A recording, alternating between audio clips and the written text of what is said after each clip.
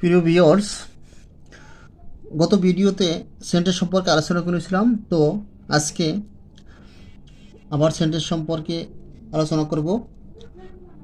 গত ভিডিওতে সংক্ষিপ্ত আলোচনা করেছিলাম। তো আমরা জানি সেন্টেন্স মানে কি? সেন্টেন্স হলো বাক্য। সেন্টেন্স মানে কি? বাক্য। সেন্টেন্স কাকে বলে তা আমরা জানি। সেন্টেন্স কাকে বলে তা আমরা জানি। তো সেন্টেন্স হলো প্রধানত দুই প্রকার: ফাংশনাল সেন্টেন্স, স্ট্রাকচারাল সেন্টেন্স। তো দেখেন, সেন্টেন্স সেন্টেন্স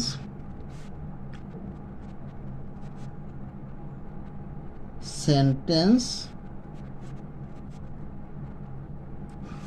দুই প্রকার। হ্যাঁ, সেন্টেন্স কয় প্রকার? দুই প্রকার। তো সেন্টেন্স হলো দুই প্রকার। এক নম্বরে কি হলো? এক নম্বর হলো ফাংশনাল সেন্টেন্স। এক নম্বরে কি?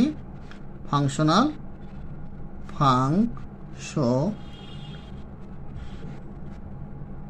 Functional sentence. আর দুই নম্বরে কি? স্ট্রাকচারাল।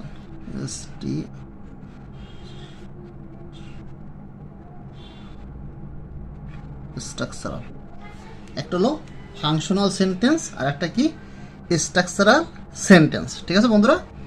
তো এই যে ফাংশনাল সেন্টেন্স আর স্ট্রাকচারাল সেন্টেন্স, এই যে দুইটা সেন্টেন্স, আমরা আজকে আলোচনা করব এই যে ফাংশনাল সেন্টেন্স, এটা নিয়ে। তো বন্ধুরা, ফাংশনাল সেন্টেন্সকে প্রধানত পাঁচটা ভাগে ভাগ করে। কয় ভাগে ভাগ করে? 5 ভাগে ভাগ করে ফাংশনাল সেন্টেন্সকে। এই 5 ভাগে যে ভাগ করে, এই ফাংশনাল সেন্টেন্সকে যে 5 ভাগে ভাগ করে, এই 5 ভাগটা কি? বন্ধুরা, ভিডিওটি পুরোপুরি দেখবেন এবং ভালোভাবে বোঝার চেষ্টা করবেন। তো আসলে কি, আমাদের যেই কোনো ছোট থেকে একদম উপর লেভেল পর্যন্ত সব ক্লাসের পড়ালেখা কিন্তু একই। জিনিসটা হলো কি, আস্তে আস্তে যখন আমরা ক্লাসের উপরে উঠি তখন কি এটা আস্তে আস্তে পড়ালেখা বাড়ে, অর্থাৎ এই জিনিসটাই বিশদভাবে আলোচনা করা হয়। আসলে মেইন বেসিকটা আমরা যদি জানি তাহলে আস্তে আস্তে বোঝার অনেক কিছু কি বুঝতে পারবো। তো আমরা ভালোভাবে খেয়াল করবো, তাহলেই বুঝতে পারবো। আচ্ছা, সেন্টেন্স হলো, তাহলে ফাংশনাল সেন্টেন্স আমরা কয় ভাগ ভাগ করি? 5 ভাগে। এই 5 ভাগটা কি দেখেন? 5 ভাগটা হলো, আমরা এই যে ফাংশনাল সেন্টেন্স,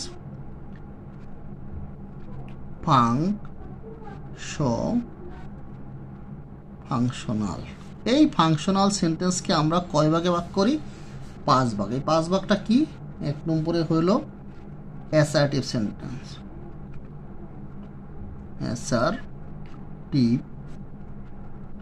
অ্যাসার্টিভ সেন্টেন্স, বা আপনি বলতে পারেন এটা স্টেটমেন্ট। স্টেটমেন্ট, হ্যাঁ, এটাকে বলতে পারেন কি? স্টেটমেন্ট। 2 নম্বরে হইল ইন্টারোগেটিভ।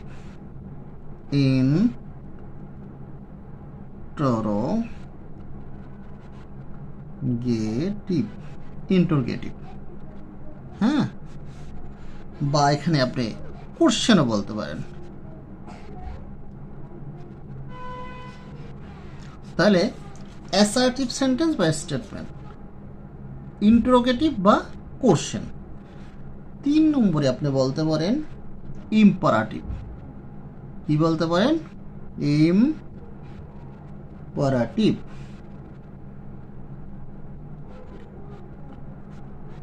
ইম্পারাটিভ।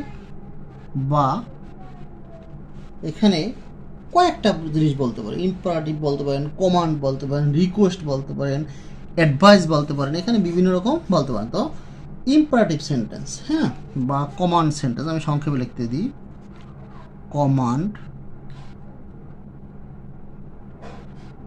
কমান্ড, রিকোয়েস্ট, আর একটা হলো অ্যাডভাইস, ADB, আমি সংক্ষেপে লিখলাম অ্যাডভাইস। তো ইম্পারেটিভ সেন্টেন্স হলো কমান্ড, রিকোয়েস্ট, অ্যাডভাইস। 4 নম্বরে হলো অপটাটিভ।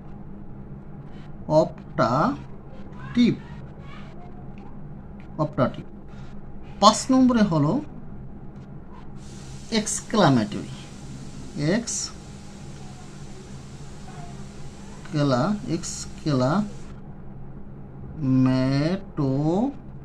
এক্সক্লামেটরি। তো বন্ধুরা এই 5টা ভাগে সেন্টেন্সকে ভাগ করছে। কোনটা? ফাংশনাল সেন্টেন্সকে কয় ভাগে ভাগ করে? 5 ভাগে। Assertive sentence, interrogative sentence, imperative sentence, operative sentence, exclamatory sentence. আমরা শুধু আজকে আলোচনা করব অ্যাসার্টিভ সম্পর্কে। কি সম্পর্কে আলোচনা করব? অ্যাসার্টিভ সম্পর্কে। বন্ধুরা দেখুন, অ্যাসার্টিভ সেন্টেন্স আমরা কি সম্পর্কে আলোচনা করব? Assertive, ASSERTIVE, assertive sentence, SENTENCE, assertive sentence. তো আমরা কি করব? আমরা অ্যাসার্টিভ সেন্টেন্স সম্পর্কে আলোচনা করব। তো বন্ধুরা অ্যাসার্টিভ সেন্টেন্স, এখানে দেখেন অ্যাসার্টিভ সেন্টেন্স কাকে বলে। প্রথমে আমরা অ্যাসার্টিভ সেন্টেন্স এটা স্ট্রাকচার কি, কাকে বলে? অ্যাসার্টিভ সেন্টেন্স কি? A sentence that makes a general statement, মানে একটা সেন্টেন্স হলো কি যে কোনো কিছু বর্ণনা করা। A sentence that makes a general statement or assertion is called assertive sentence. Okay বন্ধুরা, তো প্রথমে বুঝতে হবে অ্যাসার্টিভ সেন্টেন্সটা কি।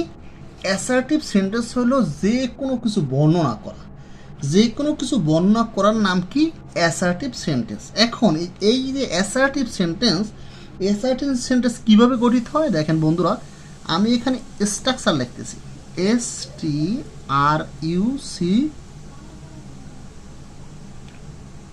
স্ট্রাকচার।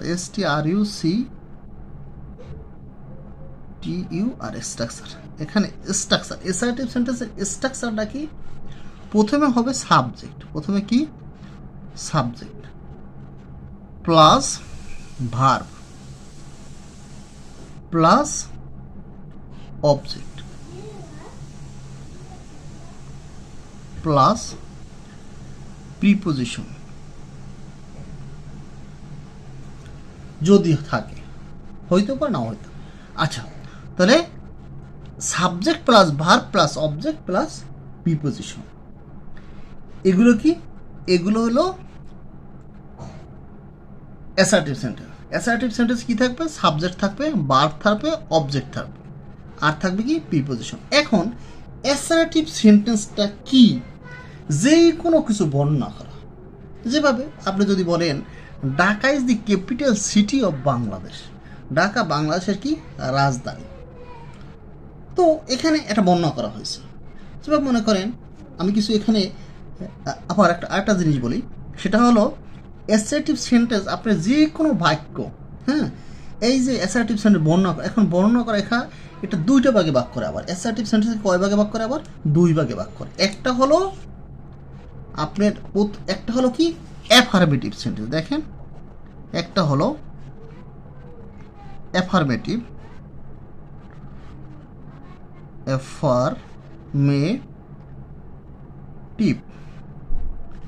একটা হলো অ্যাফার্মেটিভ, আর একটা হলো নেগেটিভ।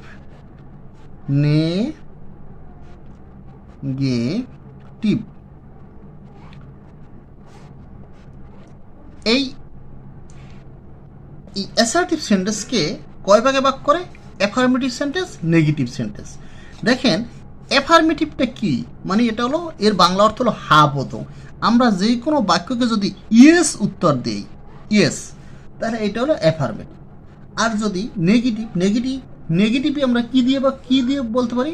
কোনো কিছু না বলতে পারি। যেভাবে ইংলিশে বলে নো, নট, নেভার, হ্যাঁ, নো, নট, নেভার, এই 3টে যদি থাকে এটা হলো কি? নেগেটিভ। যেভাবে আই এম এ স্টুডেন্ট, আমি একজন ছাত্র। আই এম নট স্টুডেন্ট, আমি একজন ছাত্র না, হইতে পারে। বলে man is mortal, man is not immortal, মানুষ অমরসী না। আমি দেখেন, এবার আমি কতগুলো সেন্টেন্স লিখি, অ্যাসার্টিভ সেন্টেন্স, কতগুলো অ্যাসার্টিভ সেন্টেন্স র্যান্ডমলি লিখে যাই। দেখেন, যেভাবে মনে করেন I am a student, student, I am student, আমি একজন ছাত্র। তারপর মনে করেন we learn English, learn English, ও লার্ন ইংলিশ, আমরা কি করি, ইংলিশ শিখি। কীভাবে? তারপর লিখতে পারেন ধরেন man is mortal, man is mortal, মানুষ মরণশীল হইতে পারে, এটা হলো সব বর্ণনা করা। তারপর মনে করেন এরপর লিখতে পারেন হি ইজ প্লেয়িং, প্লেয়িং, সে খেলা করতেছে। কোথায় খেলা করতেছে? In the field, in the field, সে মাঠে খেলা করতেছে। তারপর লিখতে পারেন ধরেন মনে করেন I shall remember you, remember you, I shall remember you, আমি তোমাকে স্মরণ করব। যেভাবে মনে করেন দি সান, the sun rises in the east, in the east, সূর্য পূর্ব দিকে উদিত হয়। মনে করেন ঢাকা is the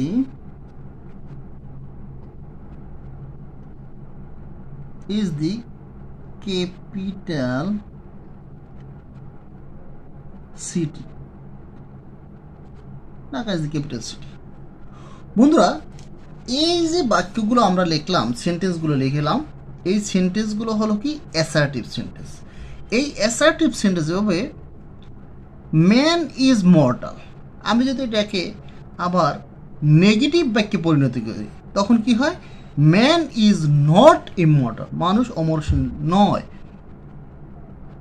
এভাবে আমরা যে কোনো কিছুকে নো, নট, নেভার এগুলো দিয়ে কি আমরা নেগেটিভ বাক্য তৈরি করতে পারি। তো এগুলো আবার ট্রান্সফরমেশন অফ সেন্টেন্স, আমরা যখন ট্রান্সফার করব এক সেন্টেন্স থেকে অন্য সেন্টেন্সে, তখন আমরা এগুলো শিখব। তো আজকে আমরা কি জানলাম বন্ধুরা? আজকে জানলাম অ্যাসার্টিভ সেন্টেন্সটা কি, অর্থাৎ কোনো কিছু বর্ণনা করার নামই হলো অ্যাসার্টিভ সেন্টেন্স। যেই কোনো কিছু বর্ণনা করার নাম কি? Assertive sentence. অ্যাসার্টিভ সেন্টেন্স গঠন প্রণালী কি? Subject plus verb plus object. সাবজেক্টের পর কি থাকবে? ভার্ব থাকবে, তারপর কি থাকবে? অবজেক্ট থাকবে, তারপরে প্রিপোজিশনও থাকতে পারে। যেভাবে এখানে সাবজেক্ট দেখেন আই সাবজেক্ট, ভার্ব দেখেন এখানে am verb, object a student হলো অবজেক্ট। প্রত্যেকটা দেখেন উই সাবজেক্ট, লার্ন মানে কি? শিক্ষা করা, এটা হলো কি? Verb. English object.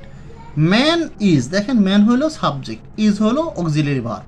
Mortal, man is mortal. দেখেন হি ইজ প্লেয়িং এখানে, হ্যাঁ।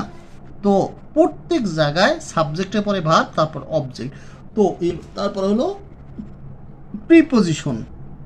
তো বন্ধুরা, এই হলো অ্যাসার্টিভ সেন্টেন্স। তো আমরা আজকে অ্যাসার্টিভ সেন্টেন্স কিভাবে গঠন করে, অ্যাসার্টিভ সেন্টেন্স কি এবং কিভাবে হয় অ্যাসার্টিভ সেন্টেন্স, এগুলো মোটামুটি অ্যাসার্টিভ সেন্টেন্স কাকে বলে, আমরা আজকে অ্যাসার্টিভ সেন্টেন্স সম্পর্কে মোটামুটি ভালো ধারণা পেলাম। ঠিক আছে বন্ধুরা, তো আগামী ক্লাসে আমরা ইন্টারোগেটিভ সেন্টেন্স কীভাবে গঠন করা হয় এবং ইন্টারোগেটিভ সেন্টেন্স সম্পর্কে আমরা বিস্তারিত পরবর্তী ক্লাসে আলোচনা করব। তো বন্ধুরা, সেই পর্যন্ত সবাই ভালো থাকুন, আর আমাদের আলোচনাগুলো ভালো লাগলে লাইক কমেন্ট করবেন এবং আমাদের চ্যানেলটি অবশ্যই সাবস্ক্রাইব করে রাখবেন। সবাইকে ধন্যবাদ।